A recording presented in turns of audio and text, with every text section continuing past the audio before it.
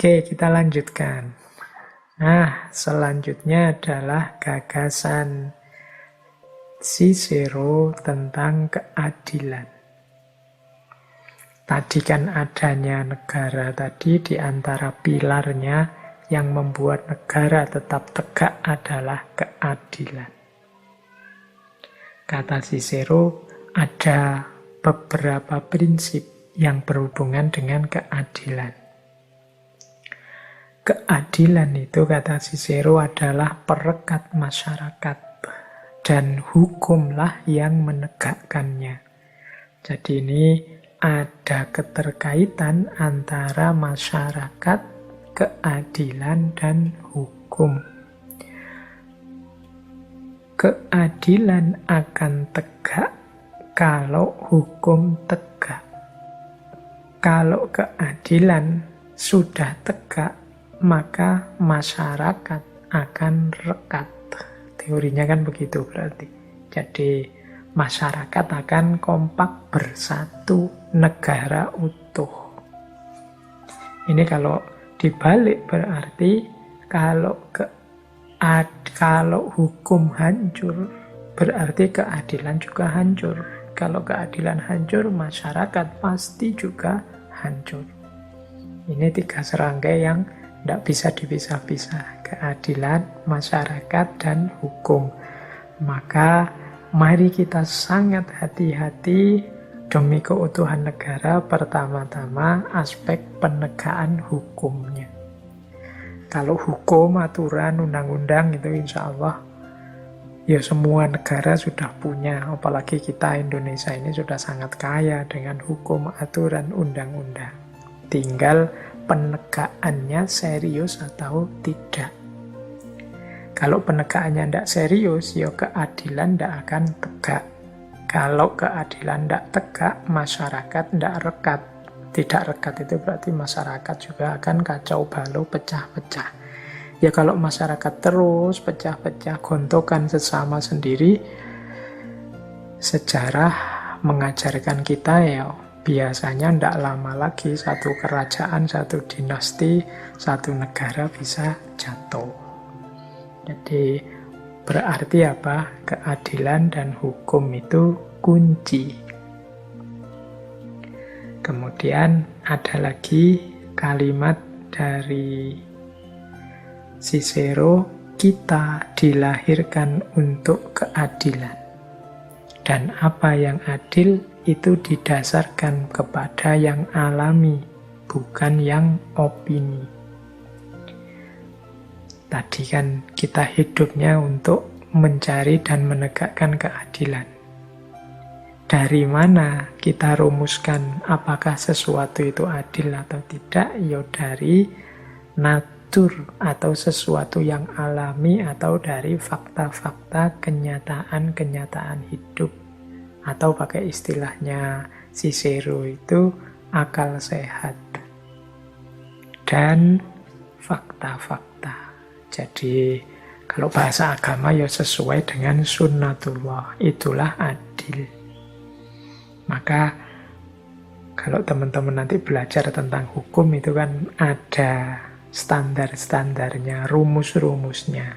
Antara lain aspek-aspek natural atau yang alami, yang jadi parameter keadilan.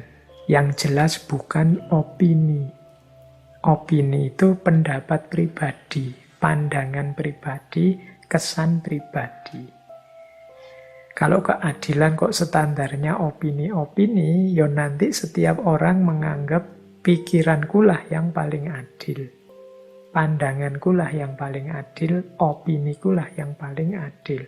Kalau semua orang dengan standarnya sendiri, ya pasti masyarakat terus kacau. Maka kalau dalam prakteknya ya dasarnya tetap hukum yang sudah disusun demi keadilan. Yang hukum itu antara lain dasarnya adalah kondisi alami, kondisi harmonis, seimbang dalam kehidupan. Jadi ini rumus kedua, pemahaman kedua tentang keadilan. Keadilan itu bukan opini-opini, pandangan-pandangan pribadi.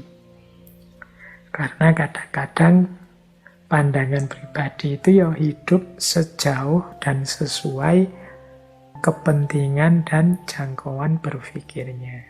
Jadi kata Cicero, ya jangan opini lah, tapi dasarnya kondisi alami, kondisi natural, sunnatullah dalam hidup ini. Itulah sumbernya keadilan.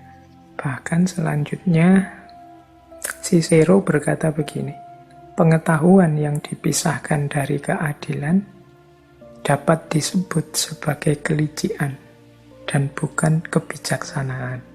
Ini hubungannya dengan pengetahuan, kebenaran yang kita peroleh. Itu kalau dalam prosesnya sudah tidak adil, maka tidak bisa dia disebut kebijaksanaan, tetapi kelicikan. Pengetahuan yang tidak adil itu misalnya pengetahuan yang hanya melihat separuh data, separuh fakta, yang separuh tidak dilihat. Hanya mencari yang menyenangkan, mengenakkan dia. Yang lain tidak dilihat. Hanya demi apa yang dia inginkan. Yang di luar yang dia inginkan tidak dipedulikan. Nah, ini kan tidak adil sudah.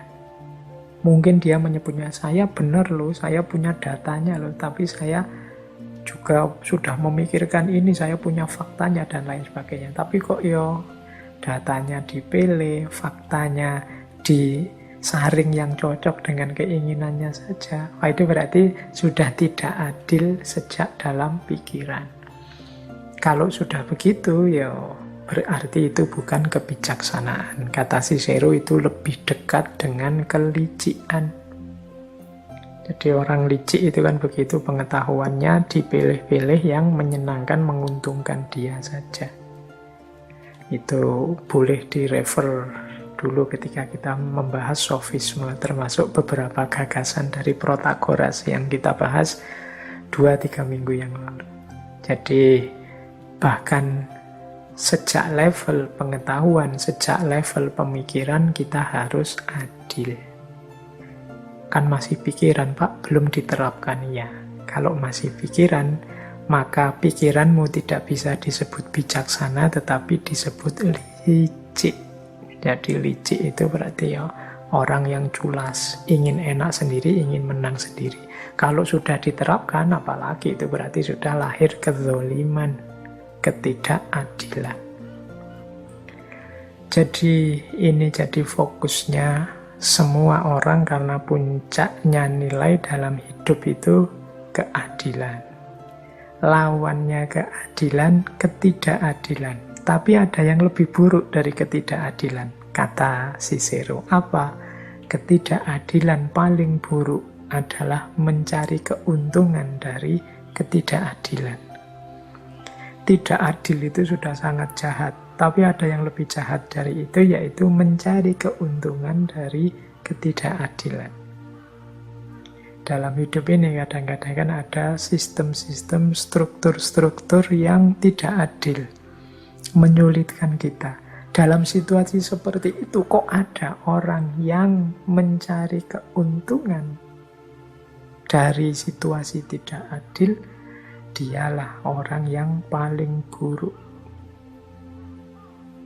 Misalnya hari ini, kemarin ada banyak orang mencari oksigen, kehabisan oksigen karena mungkin struktur distribusinya yang tidak adil atau ada mekanisme apa yang tidak beres dan lain sebagainya.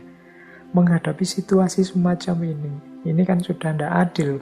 Harusnya yang sakit-sakit itu mendapat jaminan kesehatan, tapi tidak bisa, situasi tidak bisa melahirkan itu. Nah, terus ada orang-orang datang memanfaatkan situasi yang tidak adil itu untuk mencari keuntungannya sendiri.